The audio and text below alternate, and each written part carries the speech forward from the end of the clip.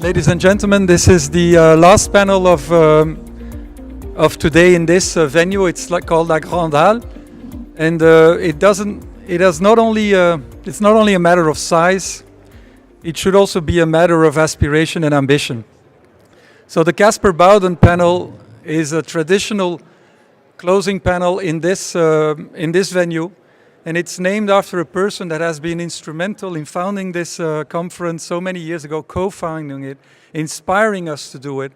And it was an engaged intellectual working with a computer scientist background, irritated about law and law's progress, and willing and desiring to understand better. And he was a believer in a critical, open dialogue. And sometimes he was very critical, but the openness was key. And it is with this attitude in mind that we stage this Caspar Bowden panel. And usually we try to do our best. And our best is we try to pick certain people that should be in this panel for all these reasons: openness, critical, and so on. And and I dare to say my partner in crime here is Giovanni Buttarelli. He has been here yesterday and the day before, but we have done this panel before. And it's Giovanni that is going to moderate this panel. And I'm going to introduce briefly all speakers with their first names because they all have been on stage. Shoshana is there. We are happy she was here Wednesday. Oh God, where are my speakers now? Andrea has been here yesterday. Julie has been here. Have you spoken before? Yeah, and then, thank you. Gary has not spoken before, but he has been at CPDP for many years. And so this is the first time we stage him at this edition. And Gary Davis worked for Apple. And there is an interesting discussion about the role of Apple in the landscape of privacy and data protection. And the question is whether privacy can be in the DNA of corporations, and I think that's a good question. I'm happy to have Gary here, and we will see.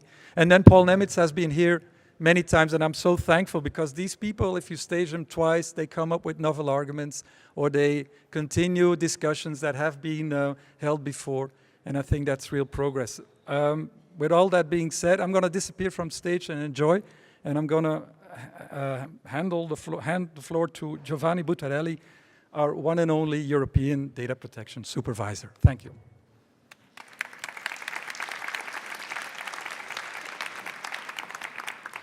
Good afternoon, everybody. Sorry for being with you once again. Yesterday as a chair, 2 days ago for the award, and then conclusive remarks. You may say it's too much. But that's the privilege, one of the few, of being European data protection supervisor. But I'm grateful to Paul. Where is Paul? He's gone. Since he gives me every single year this unique honor to be with you. And we have distinguished experts, old friends, last minute very welcome panelists, Paul Nemitz. And as you know, this panel is dedicated to Caspar. And years after the moment he passed away, I think his memory is still with us. And some of you very well know that he used to describe data retention as CCTV for the mind. This was only metadata for traditional telephone services. But Caspar knew that electronic communications, data retention in that area, was only the thin end of a gigantic digital wedge. And we are now experiencing the consequences of rampant retention of personal data. This is why we're speaking today about surveillance capitalism. And speaking about surveillance capitalism, there's no way out than starting with Shoshana. I'm so grateful though for the nice words you spent under emotion at the moment of the ceremony for the EPIC Award. Thank you once again. And therefore, everybody knows that you are a distinguished author. I would say in one book of yours, you make an arresting comparison between On the one hand, the role of map making as a precursor to colonialism, and many other things. And therefore, it was you talking about the surveillance capitalism in mapping out the world and people's mind in order to understand them and direct them, their behavior. One of the conclusions we have is that most people, however, do not seem to think they are being controlled or colonized.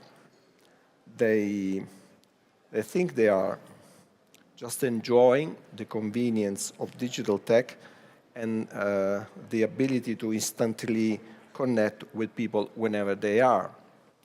And this is why, perhaps in the next book I'm going to write, I would like to use the title Digital Chickens.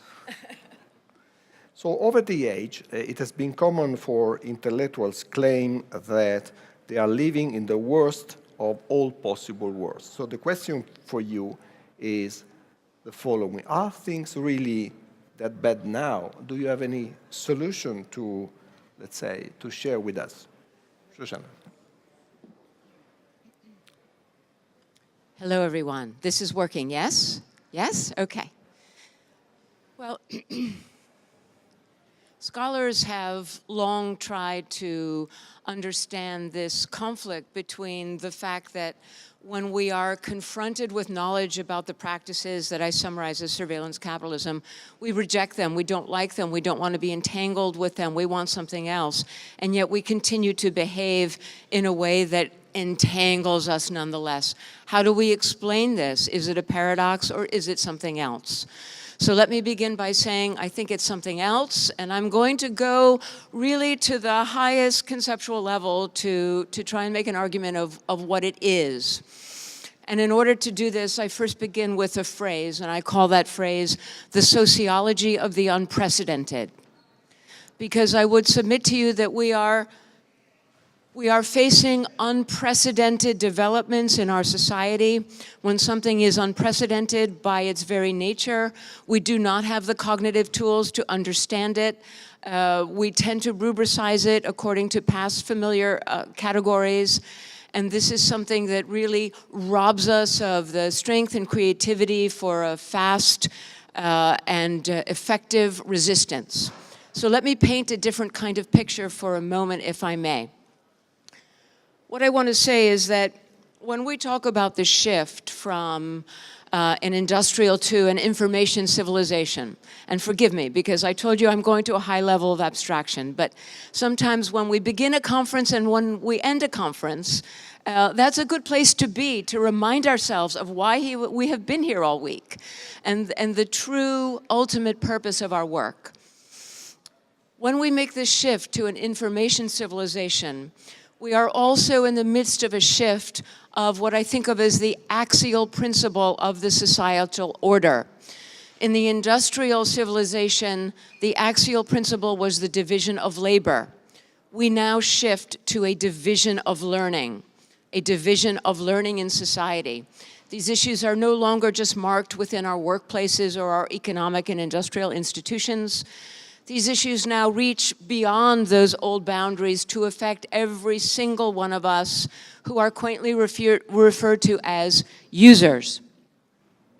The key issues of knowledge, authority, and power in a division of learning are summarized with the questions: who knows? Who decides who knows? Who decides who decides who knows? In other words, our traditional preoccupations, which continue to be of paramount importance, revolved around the question of economic justice. Economic justice is now nested in an even larger and equally, if not more pernicious set of issues that involve every one of us, that I would summarize as epistemic justice. Who knows? Who decides? Who decides who decides? Epistemic justice. It is in this context that surveillance capitalism represents a threat to democratic principles. These threats emit from surveillance capitalism both at the individual level and at the institutional level. And given the nature of our conversation right now, I'm going to focus only on the institutional level for a moment. But what I want to begin by saying is that surveillance capitalism is a threat to the demic prospects of the 21st century in the context of epistemic justice initially. Surveillance capitalism, if you were here on Tuesday night, you heard me with one sentence definition. Surveillance capitalism arises from the unilateral claim of private human experience as a free source of raw material for rendition into behavioral data that is then combined with unique, proprietary, world-class computational capabilities in order to discern predictive patterns that are reduced to prediction products and sold to business customers, not to us, sold to business customers in new markets that trade exclusively in the future of our behavior. This is how surveillance capital produces surveillance revenue. Now, the main economic imperatives involved here drive the necessity of scale and scope. There can be no rest when it comes to supply chains, the construction of supply chains that are constantly drawing more and more experience, translating it into behavioral data, and driving these supply chains toward its ultimate markets. What this has resulted in the case of surveillance capitalism, is an epistemic hegemony. This means that surveillance capitalists have been able to amass unprecedented asymmetries of knowledge that put them at the very pinnacle of a new division of learning in society. A pinnacle that is bound by the walls of capital. This is a private territory, privately owned, a proprietary knowledge. And no matter how much we struggle to get back the data that we gave them, we will never get access to the data that they have created from the data that we gave them, because that is their proprietary source of competitive advantage. That is what produces surveillance revenues. Durkheim once wrote about the dangers of a pathological division of learning, where elite power was in control, of a pathological division of labor, where elite power was in control of society. And elite power determined the opportunities that were distributed across society for who had what opportunities to work and to earn a good living in justice and fairness. Right now, we are in the we are in the early stages of the construction of a pathological division of learning in our society, where elite private power constructs this hegemony. We may ask, how did this happen? How did they get away with it? In the past 2 decades, they've gotten away with it for several key reasons. One is itself the nature of the unprecedented, the subject that I began with. There are also historical windfalls here that they were able to take advantage of for the kind of regulatory capture that they achieved. I won't go into them in any detail, but just to mention very quickly, there is, of course, the fact that they were born into a time, surveillance capitalists were born into a time of an ideology of deregulation that spread in various ways across all of our societies. This is a subject upon which Julie Cohen has written so deeply and so brilliantly. There's also the issue of what I call the elective affinities between the state and the fledgling surveillance capitalists. As with 9/11, the same year that surveillance capitalism was invented, many of our states quickly understood that they had a deep interest in total information awareness and became inclined to incubate and nurture these fledgling companies for the capabilities, the surveillance capabilities that they would deliver. They also delivered election utilities to key candidates, including President Obama in 2008, making themselves indispensable to the election cycle and success. They also became notable for capture of different aspects of society, including culture and academia, civil society. The very fact that Google and Facebook are sponsors of this conference are related to this fact, another dimension of their efforts for capture and to create the chilling effect. In addition to this, all of their practices and operations are designed to inculcate ignorance in us, in all of us, in our governments, our elected officials, and our users. We depend on them for social participation. The feedback loops that are created by these dependencies have allowed them to foreclose alternatives so that we are indeed trapped. Inevitability, they have preached to us, and they have tried to convey the propaganda that everything that they do is simply a consequence of digital technologies. But I say to you, we can easily imagine digital technology without surveillance capitalism. It is impossible to imagine surveillance capitalism without the digital. This is our opening, this is our optimism, this is our break. Because what we have to do is fight capitalism here. And all of our societies have experienced successfully fighting capitalism, both in the 19th and in the 20th centuries. We ended the Gilded Age. We fought capitalism and its raw excesses in the Great Depression. We fought capitalism and its raw excesses after World War II. And we created societies that were fit for market democracy, however imperfect and whatever injustices endured. A relative equilibrium that allowed us the laws and the constitutional frameworks to fight the injustices of capitalism, tools that we do not yet have, but we can and we will create. Finally, just in these days, as we convened here, we see the final outcome, or not the final outcome. We see an incredibly expressive outcome of this intolerable situation where we have created a monster of the division of learning in society that has introduced a wholly new principle of social inequality into our societies, epistemic justice. And this intolerable situation is expressed literally the day before we convened here on January 28th. A draft charter written by Facebook for an oversight board for content decisions, originally named by Mark Zuckerberg as a court. And now it is Facebook who takes upon itself the self-authorized power and legitimacy to establish not only the rules of what will be known, the rules of how that knowledge content will be decided and be contested, and the judicial operations according to which resistance and appeal will be confronted. This is an intolerable and unacceptable situation. This is the work of democracy. This is our work. This is the time for us to get over the unprecedented, to name it, to tame it, to reclaim the reins of capitalism with the resources of our democratic institutions. That is our work now. Thank you.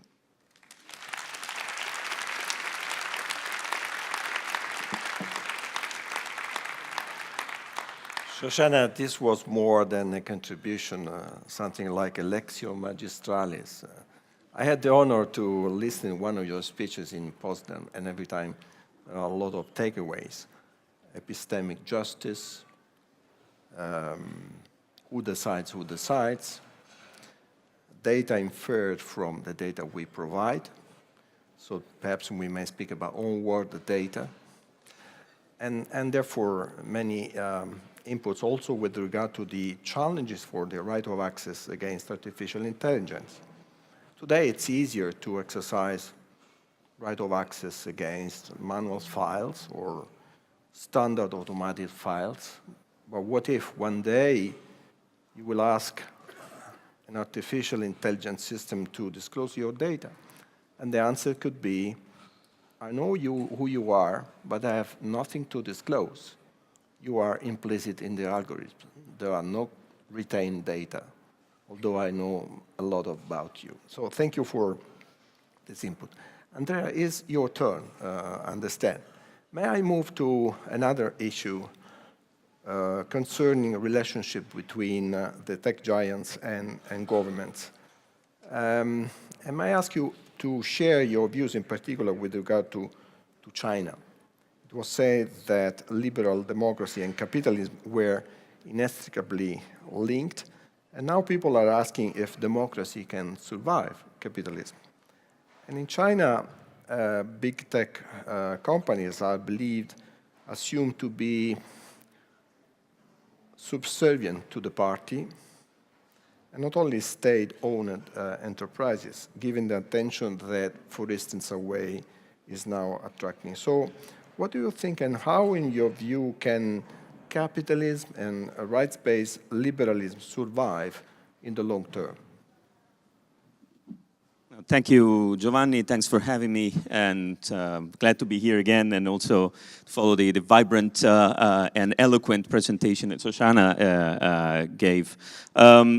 Thanks for the question. I think the relationship between large corporations and power is not as different, in my opinion, in China from what it is in other parts of the world. Although China is definitely a place where, let's say, surveillance democracy has never been at stake. The notion of capitalism is sort of different, but evolving with respect to the much more mature notions of capitalism that we have in other parts of the world, including Europe. But it's definitely a country in which, given the size of the population and the control, top-down control that institutions have on the private sector as well, let's say, the opportunity of exploiting massive amounts of data and technology to control society have emerged as something that was too juicy to let go. And the history of the evolution of the internet economy in China, with the creation of the Great Firewall, of course, and the evolution of those technologies in a way that, for the Chinese population, is still a relatively, well, actually a quite vibrant environment and apparently rich environment, but is constantly being controlled. This is something that is known to all of us. I happened to teach a course for 5 years in a row until a couple of years ago in Fudan University in Shanghai. And there I saw how the younger generations were at once placing trust in institutions, but at the same time had a willingness to escape through VPNs, to creation of aliases and fake identities in order to get a hold of what is out there. Now, this over time in China has evolved into a very stable situation in which the government can plan for dominion of the internet society by 2030, for those that have seen the recent strategy on AI. In the US, I think the situation, and this is more what Shoshana was talking about, has been a little bit different. And therefore the US, which we feel normally closer to us in Europe, I think this gives us even more important lessons to learn on how the European strategy, for example, on the digital economy could potentially unfold in the future. I agree that the internet economy has developed at the time in which faith in the marketplace, faith in the bottom-up, let's say, in the virtue of having spontaneous order in markets, and even a regulatory approach to telecommunications markets, which was largely away and distancing itself from regulation, were creating the perfect conditions for the internet economy to flourish. We have decided altogether, and then to the extent to which it was captured, I'm happy to discuss, not to regulate extensively the internet in the early years. And some people today regret that. But we have decided that, and we have carried that flag. Also, many scholars of the unregulated or the very loose regulation of the internet economy in the early days, in particular through the 1996 Telecommunications Act, as a virtuous solution that has determined the expansion of that world. Now, within that world, within that nascent and blossoming economy, Shoshana locates something that I could, it's not your words, it's my words, I could define as a pact with the devil. Meaning the idea that the emergence of overabundant information and the opportunity to process that information and the opportunity of participating into this blossoming world by giving away part of our data, part of our privacy, part of our personal information in exchange for this big circus to flourish around us has been something that was probably conceived as a perfect cocktail for the situation in which we live now. The decision whether to surrender part of our information is a tiny act. We had no memory nor experience of the value that information could gradually get to acquire over time. So we just did it. We entered into this big game. And in my opinion also, the tech giants that we very often demonize today, at that time had no corporate culture that would support, let's say, the establishment of rights, the respect for rights or other things. They were just companies that were growing too quickly for this. All grew too quickly for us. And in my opinion, that's an issue of checks and balances within an economy and the ability of governments and civil society to react. We've been captured in this respect on this side of the world? I'm not sure. I think some of these decisions we took consciously, and it took a long time for governments to develop a meaningful reaction to this. I want to look at Europe quickly because we in Europe have been paying lip service for a long time, for example, to the way in which scholarship and policymaking in the US was conceiving of antitrust policy. The issue of concentration of power in markets, the issue of the so-called Chicago School of antitrust were really made for legitimizing the accumulation of power within a given market as a sign of dynamic efficiency. We have not really cultivated in Europe our origins, which were coming from a different tradition, which is, maybe Paul will come back to this, which is more the ordoliberal tradition, which is aimed at preserving pluralism and market structure. We didn't really look at our rights and rules and our way of approaching capitalism, which is different from the US one. And we mostly have adhered to these other schemes. So, in my opinion, it's not really a matter of us and them when we talk about users and tech giants or users in government or governments and tech giants. I think it is largely an acceleration and a development that very few of us have understood and have managed to control. And it's something for which we have no real instruments today, and still we don't have instrument in legislation to really contain and govern. What is clear today is that we need to do something to govern it. And without necessarily demonizing anyone, I think we just need to sit down and work on a more stable balance that would preserve the rights of the end users, that would give enough importance to the private sphere of the end users, that would restore the democratic process in a way that is more sustainable over time. We don't know exactly how to do it. In Europe, we're trying to do it by building a different way of, for example, governing or steering the development of AI. We can come back to this later on. I think it's still early days to do that.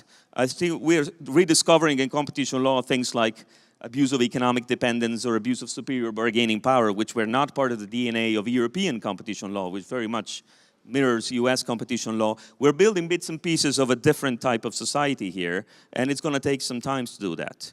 In my opinion, one of the key elements, as I come to a wrap up, of the efforts that we need to make in order to establish a different way of living together with the huge, overwhelming digital economy and co-evolving with the digital economy is to look at two things, at our basic rights and our vision of society for the medium long term. And I'm going to make one example before I wrap up for this presentation. These days, as a member of the European Commission High-Level Expert Group on Artificial Intelligence, I am discussing with other 51 people what should be the legal framework and the ethical framework for AI. We are asking ourselves, how can Europe be more competitive in AI? But we are not asking ourselves, how can AI help us build our vision for the medium term or for the long term? How can AI do something for Europe rather than how can Europe do something for AI? In my opinion, this is essential because approaching the issue of job displacement, transfer from labor to capital, divisions of labor, from the perspective of GDP, from the perspective of boosting the competitiveness of the digital economy, it's completely different in terms of paradigm from asking ourselves, how can AI help us reach the Sustainable Development Goals, and in particular, the goal of achieving full and decent employment, the goal of investing in human capital, the goal of eradicating poverty or solving or addressing inequality, which is, of course, something that is the elephant in the room here, and we don't do it by simply doing more of the same. So, yesterday morning, as I was talking in this same room in a panel hosted by Facebook, the European Commission with the first Vice President Frans Timmermans and 2 other Vice Presidents were presenting the reflection paper on 2030 for Europe. And in my opinion, we need to walk the talk. We need to take it seriously. We need to ask the digital economy to contribute to shaping a sustainable vision for our society. And this is not happening. It's not necessarily their fault. It's not necessarily us and them. I think it's together, but we need to be able to set the rules and lay the foundations for this to happen. And I think conversations like this ones are good signs, in my opinion, and I hope that we will go all in the same direction in this respect. Thank you. Thank you very much, Andrea. You took a lot of tips and thoughts. I would build on many of your inputs, but I don't want to abuse of my time. 3 other distinguished panelists have to contribute to the discussion. Shoshana was speaking about surveillance capitalism. And one of the, let's say, remedies, don't know, or in any event, the novelties to be considered is the EU legal framework, GDPR. And therefore, why not moving now to someone coming from the world of regulators, Paul Nemitz. Everybody knows your distinguished and long-term career in the European Commission and your combating role in defending the proposal of the Commission on GDPR. You've been working as a lion. We are so grateful. I remember the first time I met you. It was a preliminary meeting before the European Commission disclosed the draft GDPR. And we as EDPS had the privilege to have a preview, to do as we do, informal comments. We were around the table, and normally when you raise some questions, the European Commission says, okay, let me think about it. Okay, I will sleep on it.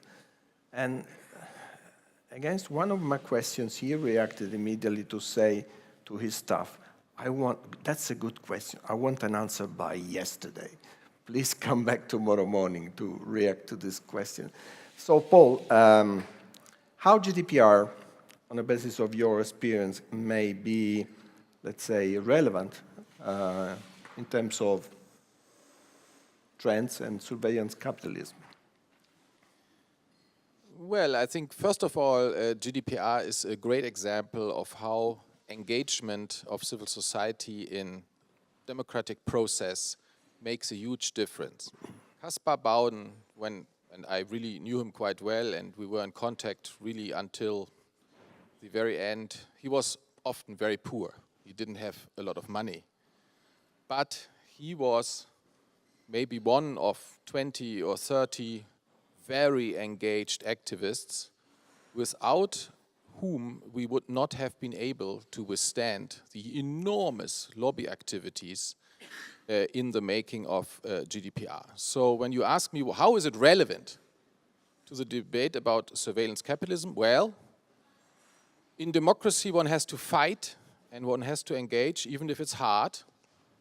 It's a long fight. One needs to maintain solidarity. One has to have the grit of staying on course, and one can win, never perfectly, never totally, but one can definitely make a difference. And so I think, first of all, it's a call to engagement, not only to go to the vote, and that's of course now very important this year, the vote in the European Parliament, but also beyond that, engage in political process, get organized, organize structures of power and solidarity. And Caspar was one of those who had made a life decision to give up the life of normal income and normal money for engagement. And I think, those who have this power, this inner power, we really have to have great thankfulness to them, and the history of those who engaged on GDPR has not yet been written. They deserve a monument, these people who engaged then. So that's the first point. The second point, I think, is what we need for Shoshana's book, Surveillance Capitalism, is now a smaller manual which helps to read to read this book as Europeans. Because there are many places in the book where Shoshana stops by describing the American situation, where I would say, well, actually, in the history of fighting to tame capitalism, in Europe, we have already come further, and we have actually instruments on which we can build. And so I think that would be a great achievement to, for example, and now I'm taking just one example, you just said, Shoshana, we will never get to the data and to the information, to the predictions which the surveillance capitalists derive from the data we gave them. Well, I would say my thesis under the GDPR is exactly the opposite. All these derived predictions are again personal data, and on these personal data, all of us have the rights under the GDPR. We can ask to see them, we can ask to correct them, we can ask to delete them. And the challenge in Europe now is to get people to use these rights. And the challenge to democracy is to equip data protection authorities so that they can do their job with the rigor which is necessary in front of the power which you describe. And so I would say we have to think here in terms of power relations, not only between the individual and these huge companies, number 1, 2, 3, 4, 5, 6 of the American and therefore world stock exchanges, but this is a power of institutional, it's a power struggle of institutional nature, where in the end and in the beginning, the question is, who primes? Is it technology which primes? Is it capitalism which primes? Is it the combined power of capitalism and technology as Hans Jonas has described it? Or is it democracy which primes? And those who believe in democracy must fight that democracy is also able to demonstrate, including through law enforcement, not only through the making of new law, but also through rigorous law enforcement, that democracy primes also in sight of the power of surveillance capitalism. And I think we have these tools, let's make them work. And the third point I would say is, as much as we have seen great engagement of civil society actors and democrats in the making of the GDPR, we have seen in Europe judgments of great judges giving us the rights and striking down also legislation, for example, on data retention, which deprived us on our rights. So I think as much as we have to engage in democracy, we also have to engage in the rule of law, and a judge can only rule if a case is brought to him or her. So we have to bring cases, like Max Schrems has done it. We must use judicial process, and I am very confident that in Europe we will win a lot of these cases. Because our judges in Europe, they remember how a society looks if individual freedoms and democracy are not respected anymore. Our judges are still educated in a way that they have remembered communism, they have remembered fascism, and they are ready to give a very broad interpretation to the law. Even if secondary law is unclear, they will turn to the basic principles of the Constitution. And so I think we have to strengthen our judges, we have to challenge them. And as academics, that's my last word, I invite you all not to write down and to say, these instruments of secondary law, they are useless. We cannot address this or that challenge with GDPR. We need a new law. But before you do this, and this may be legitimate, but before you do it, help our judges to understand what they can do with this law if they interpret it in light of the fundamental rights and principles which are laid down in primary law. So what I'm saying is, from academia, our judges now also need help to develop the full potential of the legislation which we already have, and it's not only GDPR, it's net neutrality, it's the copyright debate, taxation, and so on. Competition law, very important. We need help from academia to make these law works. And I think if all this comes together, engagement in democracy and making law work, and understanding that the law is the prime expression of a functioning democracy, and that it requires both compromise but also rigorous application, then I think with Shoshana, I'm quite optimistic that we will master this challenge.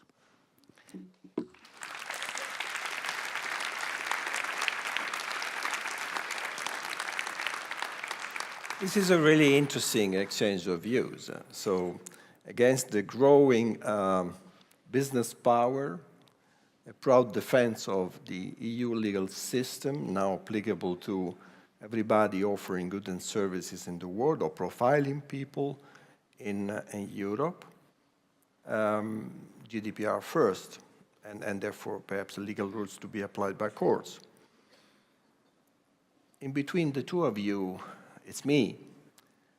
Since I said repeatedly, particularly at the occasion of the International Conference of Privacy and Data Protection Commissioners, that even though all data controllers in the world fully comply with GDPR, consumer protection, competition law, there are still concerns about the so-called digital dividend, which is not, let's say, solved, even if you start working less in silos and you better interconnect these three areas. But I don't want to now, once again, monopolize my time. We're speaking about big techs, giants techs, and therefore this area is represented by Apple. Gary Davis, former Deputy Irish Commissioner, one of the current Apple's brains, focusing not only on privacy. I see in the room other high-level managers from your company. Let me ask you, Gary, your comments about this recent interesting week for the Silicon Valley. I read a funny and interesting comment yesterday. One said that Apple is likely to be a tougher enforcer compared to FTC. And someone is saying that the honeymoon with big tech is over. So what about your opinion in terms of those collecting benefits from all this connectivity? I mentioned a digital dividend. Is digital dividend, in your view, the proper word? Is it fairly allocated? And question particularly to you is, how can people have their privacy and dignity respected in practice when they cannot afford to defend, to increase, to pay for privacy-friendly options?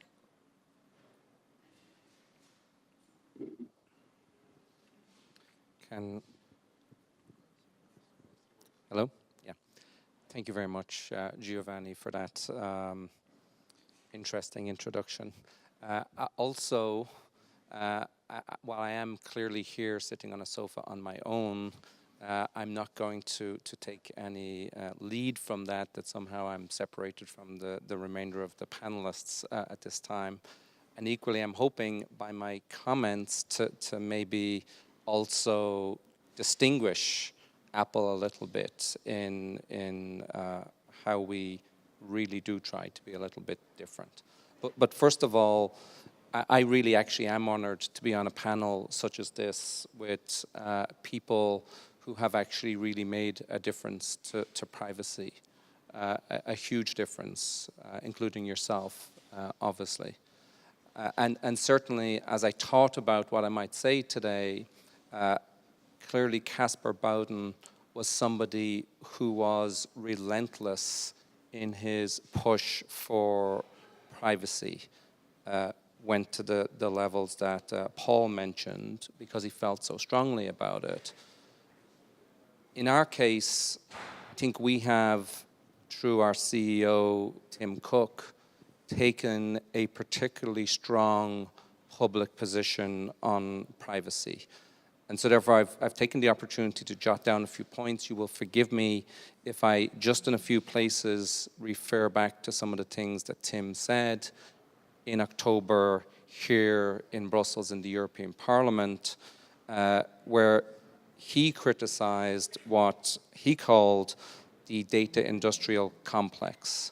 I think Shoshana has perhaps even more eloquent terms for it, but from his point of view, he wanted to take a stand that deeply personal data was being weaponized against us with military efficiency. For a CEO of so-called big tech, he certainly wasn't leaving anybody in any doubt as to how he felt. Those are his views. He holds them extremely strongly. These are views which we hear on an ongoing basis within the company. And we do believe that we can approach the handling of personal data differently. And we do work hard across the company to try and demonstrate how we can put that in practice. So we do try to push back, but it's for other people to judge as to whether there can be a distinction made in the concept of big tech in that way. And I'm hoping there is an opportunity for those companies who do genuinely make efforts to try and do it differently to be distinguished in the minds of the public, maybe in the minds of those of you who are here. And I think that most users, and certainly all of you at an event such as this, are in a position to be more discerning in terms of the different practices of the different tech companies. And I was struck by the phrase that you used, Giovanni, of digital chickens in terms of users. And I guess it struck me that from my point of view, I'm hoping we're reaching the point where those users are increasingly lifting their heads out of the sand and asking themselves, what is the difference that's actually on offer between the different models that are out there? And the way we see it is that the challenge is one for us all. In industry, all the different parts of it, regulators, I was a long time ago, policy makers, of which there's many have been at this conference, activists such as Caspar Bowden and many others, many academics who are taking an increasingly strong interest in privacy, and their voice is a very influential one. Researchers, technologists, are people who are continuing to become increasingly aware of the distinction and the choices that can be made. And I guess you've heard us talk repeatedly, including via Tim in Brussels, but many other times before that, that we see privacy as a fundamental human right. And obviously here in Europe, that is just ingrained in the law. There's nothing different about that for us here. For many other countries around the world, that doesn't seem to be anything unusual either. But on a worldwide basis, trying to embed the principle of privacy as a fundamental human right globally is a task that remains to be done, and is a task that we're all still involved in. And as a global company, I think that's what you're seeing from us over the last while. We actually recognize that we have not an opportunity, not anything else, we actually have a responsibility to try to embed, insofar as we possibly can, the principle of privacy in those places where we provide our services. For instance, and we can do that in many ways, one is we can actually be an outspoken voice calling for instance, we supported GDPR. We were not one of the lobbyists that came knocking to your door every day, every week. We took a different approach in relation to it. Equally, we are a strong voice in calling for far more transparency and action for data brokers in the US and for a strong federal privacy law in the US. We do that because we think it's right. We do the same thing publicly as we do behind closed doors. We call for that strong law. In some cases, some people will call and then have something slightly different when they come and talk to Paul. And we do it, I think, by actually building extremely strong privacy protections into our products. For instance, we have embedded security and privacy into our full offering. We have been randomizing the Wi-Fi address for our users on their phones for many years now, so that when they walk down the street, it's actually not possible, and this was a whole thing that was going on, for them to be tracked from place to place based on the MAC address of their device as it tried to connect to Wi-Fi. We've also taken steps, really huge from my perspective, industry-leading steps that are very responsive to the debate that has been taking place here in Europe in relation to the next generation of the e-privacy regulation, which has become a little bit stuck in terms of making progress. We, over the last couple of years, have introduced intelligent tracking prevention by default, available to our users just by using Safari, which prevents third parties from tracking those users as they go across the internet without the user actually consenting. But the user has to affirmatively consent, not a model where they have to go and change something. So I hope, from our perspective, we're putting into practice and demonstrating that it can be done differently. And I think the question for this panel was, could we actually see some optimism based on that? Because maybe we all hear things and we have doom and gloom, and Paul certainly painted a picture of where the law has yet to be fully tested, and I think that is absolutely correct. We are very much at the early stages of GDPR, and we don't know its strength by any means yet. But in our case, we do actually see optimism about technology and connectivity and the digital dividend, as you called it, Giovanni.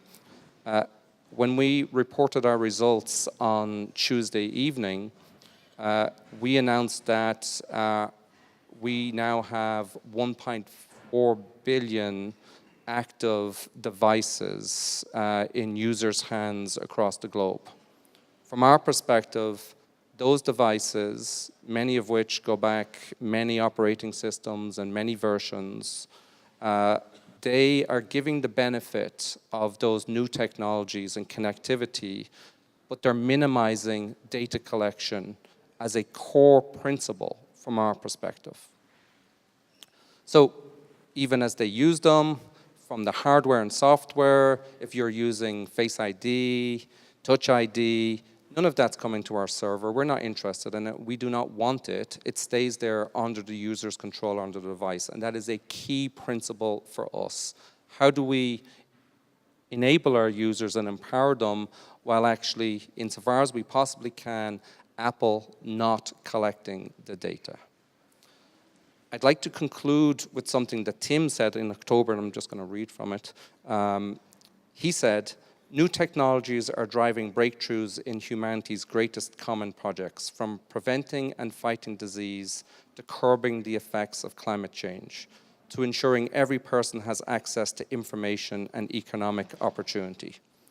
Now, I do think that's something we all in this room can agree on, and I do think that the key point is that this can be done without making sacrifices in terms of collecting data that reveals things about us, our innermost thoughts and our innermost feelings and what we want to do in life. This can be done. And we are certainly striving to be the ones who will continue to lead in that way. Thank you.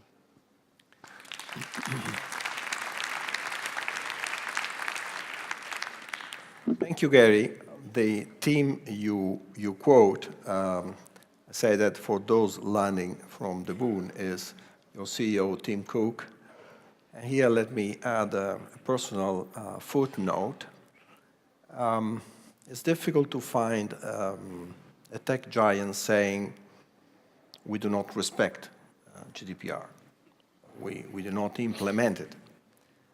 And difficult to identify a big tech without even a minor inconsistency of a breach or weaknesses. Beyond what Apple does in the day-to-day life in terms of privacy and data protection, let me say that I was impressed about the vision Tim Cook displayed at the occasion of the international conference. I gave all leaders of the tech giants equal opportunities to contribute to this debate on digital ethics. Someone didn't answer. Others decided to send a message where there are some paternoster ave gloria, but all the message was, we are already ethical. So we would like to satisfy your customers. On top of that, Tim Cook, in an energic way, he intervened to, let's say, display the vision that something new should happen. He did the same days ago in an article commented by many. I've read some comments, someone say, but this is for marketing purposes. But perhaps you may say I'm wrong, but I was impressed about the sincerity of this vision, and I think that this may be useful in support of the optimistic view. Last but not least, we have Julie Cohen. I know that you have a PowerPoint presentation, and I'm inviting you to comment on how law and rights and the underlying values and assumptions about human freedoms and autonomy are coming under pressure from the way tech is being deployed by not only businesses, but also governments. And the main question is around software. So is software eating the world? And given the news about the agreement between the big companies this week, is software starting to eat itself? The floor is yours. Thank you, Giovanni, and I will take the slides. Thank you. So I think what I want to start by saying is that I have read, and I very much admire Shoshana's book, which is brilliant, and yet, with regard to what is and is not unprecedented, I want to say that law doesn't do unprecedented very well. There is always precedent, and even political economy doesn't do unprecedented really well. You're always layering on top of what came before.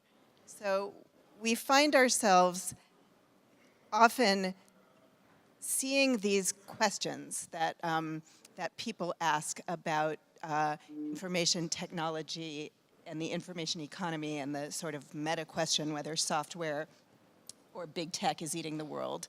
How should law respond, and why doesn't law just get out of the way?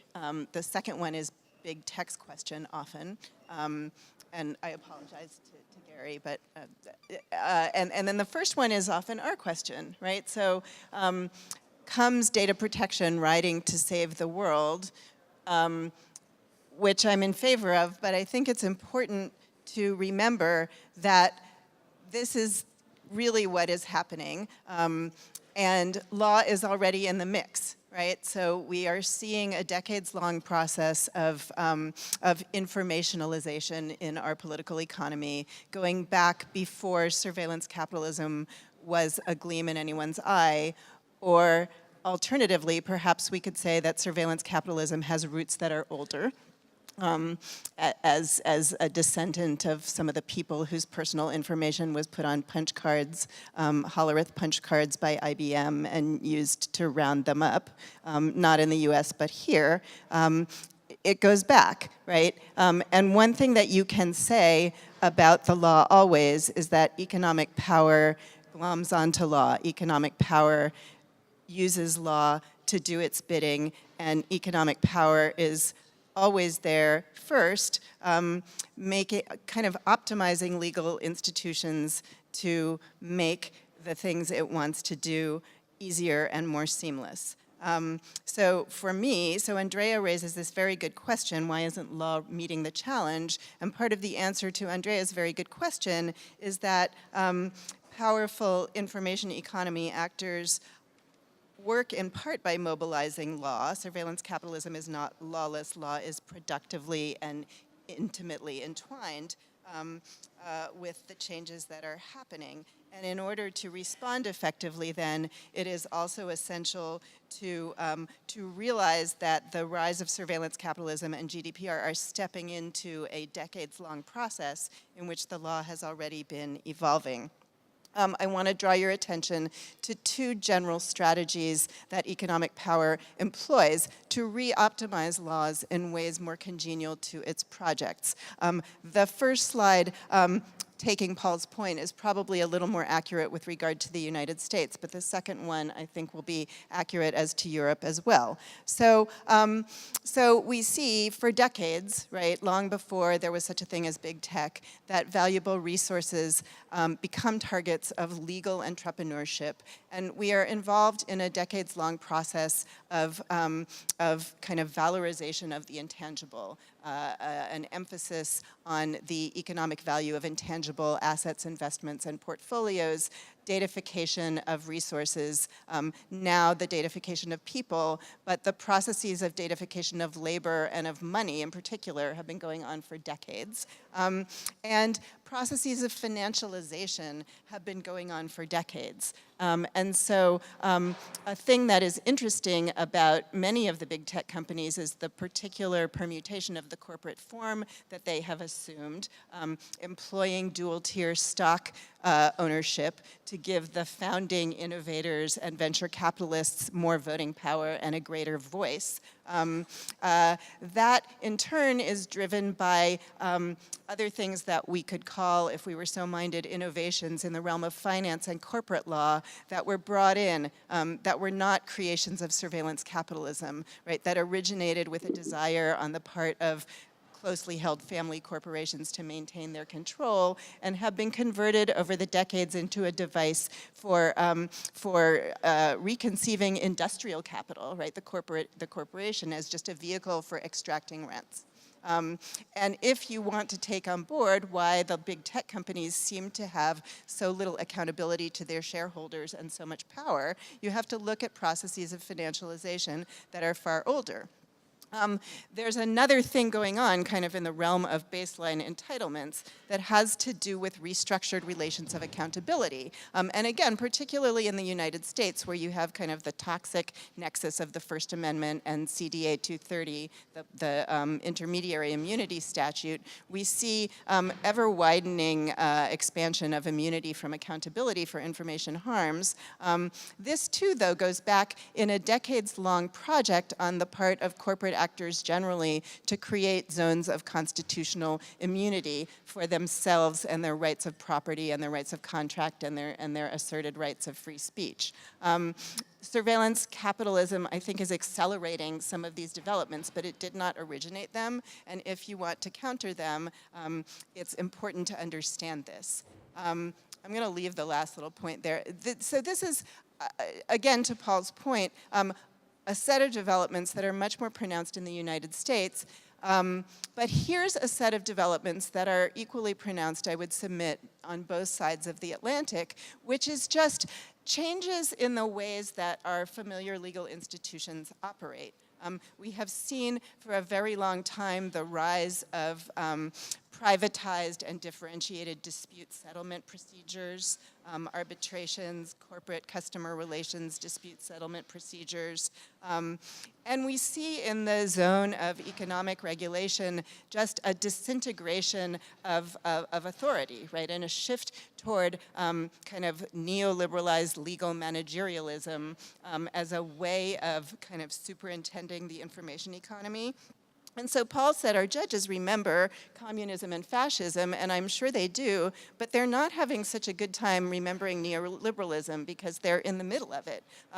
And so if you think about, there's a guy named James Benneger who wrote a book in 1986 called The Control Revolution, which is about how industrial capitalism over decades changed from within as information and management information systems were brought into the corporation and enabled much more granular and flexible and nimble control over the logics of industrial production and fueled the rise of a managerial class. We're seeing that within regulatory processes and have been for decades. And so the Volkswagen scandal, which I'm sure you're all quite familiar with, and which didn't involve data protection for personal data at all, is an example of this, right? A devolution of regulatory authority to managers, to certification of compliance by private auditors who often are themselves creating the standards with which they're certifying compliance, benchmarking, automated regulation. And this is, to my mind, both inevitable and almost a disease that we haven't really figured out how to manage. And it's embedded within the GDPR itself. When we talk about data protection impact assessments and audits and certifications, and we cannot yet make up our minds how much supervision there is actually going to be over those processes, we don't have control of the beast yet. And if we are going to have control of the beast, we need to recognize that the roots of this dynamic go back much further than surveillance capitalism. And at the same time, and my final point that I'll make right now, is that courts are being sidelined increasingly in favor of kind of nimble transnational economic government processes around trade and economic regulation and internet standards regulation, in which the subject of fundamental rights never comes up.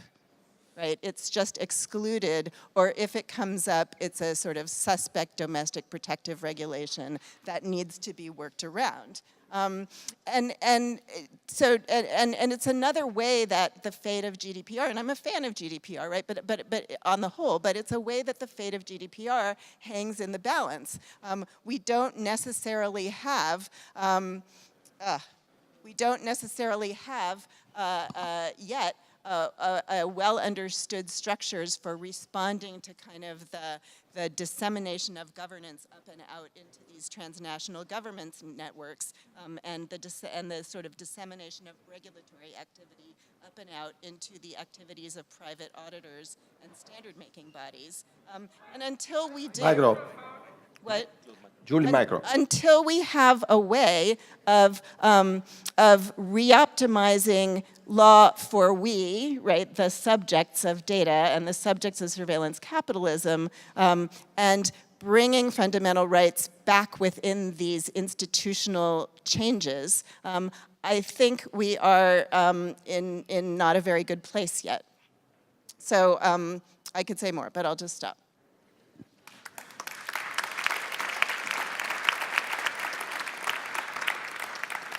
Congratulations, Julie. We have 5 minutes for a couple of, or perhaps 3 burning questions to all speakers. Why don't you approach the microphone, please?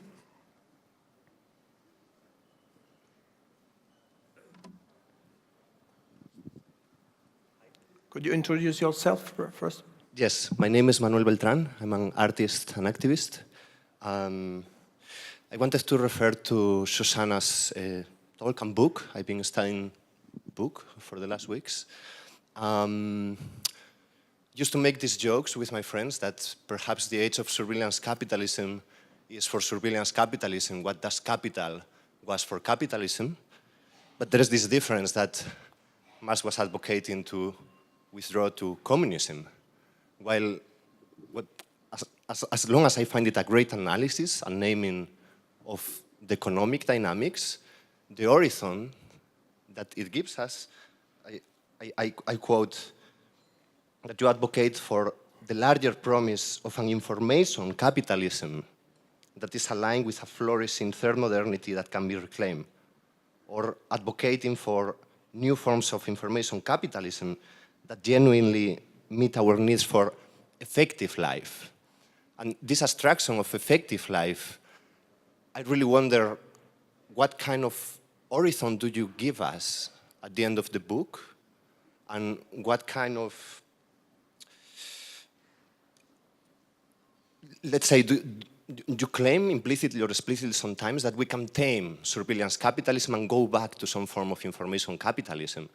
Can you perhaps elaborate more concretely what this proposal of information capitalism is, and is perhaps not neglecting to problematize the capitalism that we had before? Say that last sentence again. Like, if you're advocating to go back to this form of information capitalism or to a new form of information capitalism, is not perhaps neglecting all the problematics that capitalism was giving to us? So you wanted to ask me a simple question. I was trying to. Tell me your name again? Manuel. Manuel. So many beautiful songs named after you. All right, Manuel. Well, look, this is a complex point, and I believe I understand where you're going with this point, or where you're coming from with this point, perhaps.